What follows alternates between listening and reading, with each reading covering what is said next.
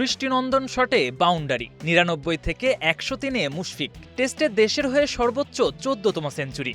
সিজদায় লুটিয়ে পড়ে স্রষ্টাকে স্মরণ। ব্যাট দেখালেন একটু ভিন্ন স্টাইলে। এই না হলে মিস্টার ডিপেন্ডেবল। ধ্বংসস্তূপে দাঁড়িয়ে সেঞ্চুরি।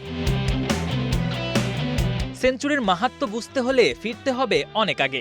১১০ রানে ৩ মেইন ব্যাটারকে হারিয়ে যখন চাপে বাংলাদেশ, মাঠে আসেন মুশফিক। ঠিক ৫ রান পরই আউট অধিনায়ক শান্ত। পুরো দায়িত্ব তখন মুশফিক এবং লিটনের কাঁধে। পাহাড় সম চাপ নিয়ে দলকে টেনে তোলার চেষ্টা করেন দুজনে। গড়েন ১৮৬ বলে ১২৩ রানের পার্টনারশিপ। লিটনের উইকেটে সেই জুটি ভাঙলে চাপ সামলাতে পারেননি মিরাজও। পুরো দায়িত্ব এবার একা মুশির কাঁধে। একদিকে দলের দায়িত্ব, অন্যদিকে সেঞ্চুরির স্বপ্ন। অপর প্রান্তে ভরসা বলতে শুধু বোলাররা। তাতে হাল ছাড়েননি মুশফিক। তাইজুলকে নিয়ে চালিয়ে গেছেন সংগ্রাম। দলের সঙ্গে এগিয়ে নিয়েছেন নিজেকেও। তুলে নিয়েছেন টেস্ট ক্যারিয়ারের ১৪তম সেঞ্চুরি, যা তাকে তুলেছে টাইগারদের মধ্যে ১ নম্বরে। ১৩ সেঞ্চুরি করে ২-এ মুমিনুল।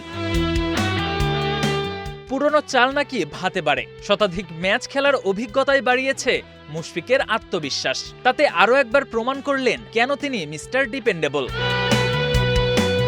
কেএম সনে, স্টার প্লে।